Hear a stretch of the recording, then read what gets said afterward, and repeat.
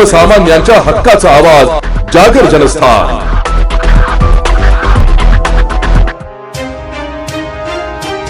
जळगाव, नाशिक आणि धुळे पोलीस दलाने मध्य प्रदेशातील बडवानी जिल्ह्यातील पार उमरटी येथे संयुक्त ऑपरेशन कॉम्बिंग राबवत मोठी कारवाई केली आहे। या मोहिमेत 32 संशयित वाहने, 2 देशी कट्टे, 4 जिवंत काडतुसे तसेच शस्त्र निर्मितीसाठी वापरले जाणारे साहित्य जप्त करण्यात आले।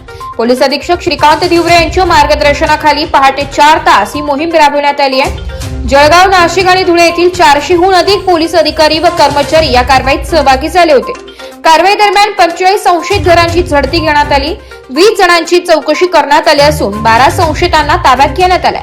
तसेच फरार व संशयित 27 आरोपींच्या घरांचे जिओ टॅगिंग करण्यात आले।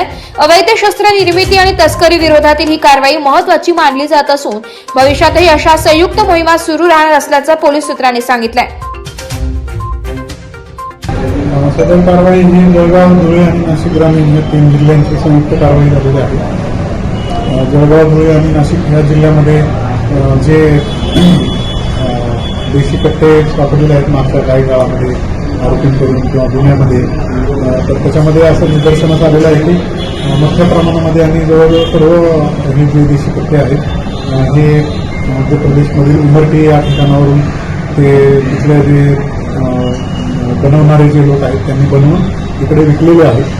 त्याच्यामुळं नाशिक परिक्षेत्राचे विशेष पोलीस महानिरीक्षक संजय पुरे सरांनी सूचित केलेले होते की आपण एक संयुक्त सर्च मोहीम राबवावी जेणेकरून त्यांचं जे ओरिजिन आहे ते सगळं बनवण्याचं आणि आपल्याला जे काही संशयित आरोपी वगैरे आहेत ते आपल्याला ताब्यात मिळू शकतात। तर त्यांच्या सूचनेवरून पोलीस अधीक्षक जळगाव यांच्या नेतृत्वाखाली ही मोहीम राबवण्यात आलेली आहे।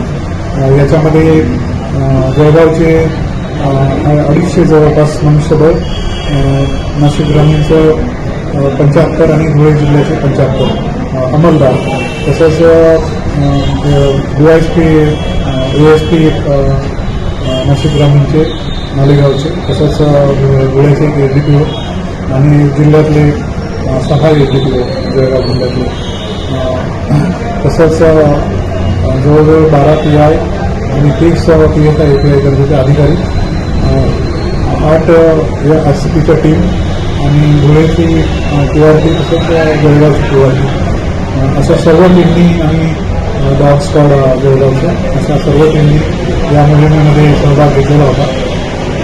रात्री सर्वांना ब्रीफिंग करून 1 वाजता आम्ही सगळ्या टीम रवाना केलेल्या होत्या भरतीसाठी जळगाववरून आणि साधारण 3-3:30 पर्यंत टीम पोहोचली आणि 4 पासून आपण साधारण सकाळी 8 वाजेपर्यंत 4 तास ही सर्च मोहीम राबवलेली आहे।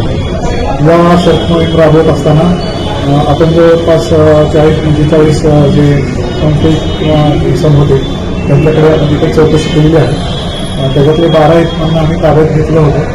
त्यांचे डोजियर आणि त्यांचे सर्व इन्फॉर्मेशन फॉर्म वगैरे भरून घेतलेलं आहे जेणेकरून त्यांचा कुठल्या गुन्ह्यामध्ये सहभाग आहे काय ते पडताळणी करता येईल। त्याचप्रमाणे ही कारवाई करत असताना आम्ही कॉर्डिनेट केलेलं होतं संपूर्ण गावाला। तर आपल्या चोपडा ग्रामीण पंचायतीच्या हद्दीमध्ये सदर जे कॉर्डिनेट केलेले होते आपण आपले RCPचे, त्यांना 2 कळताना मिळून आलेले। त्याच्याकडे दोघांकडे पण एक देशी कट्टा मिळालेला आहे, एक राऊंड मिळालेला आहे। त्यांना परत नेऊन आपण तिकडे परत घराचे सर्च पण त्यांच्या घेतला आहे। जवळपास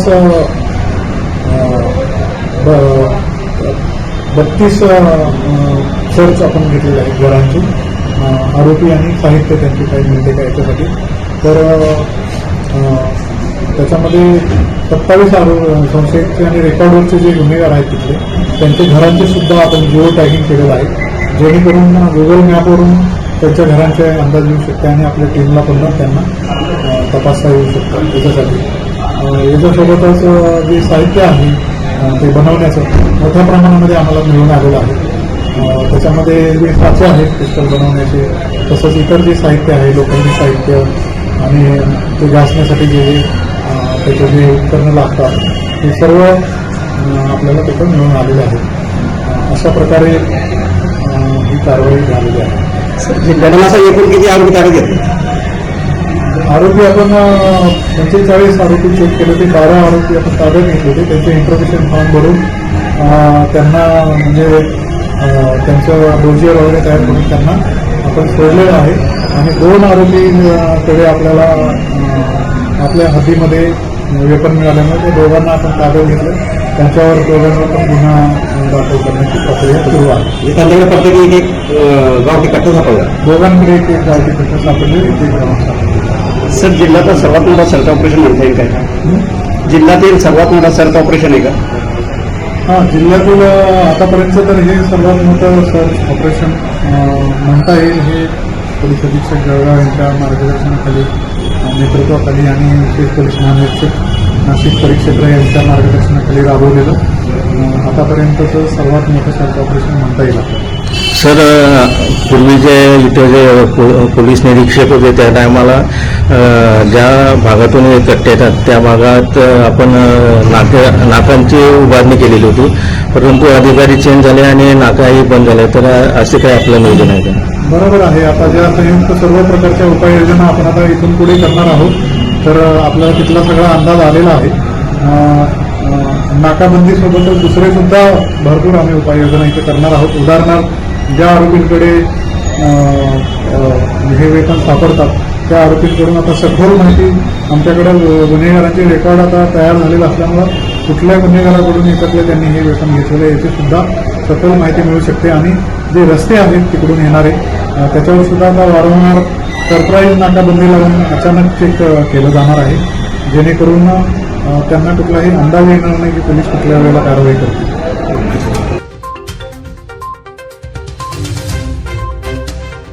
जागर जनस्थानसाठी फराज अहमद, जळगाव.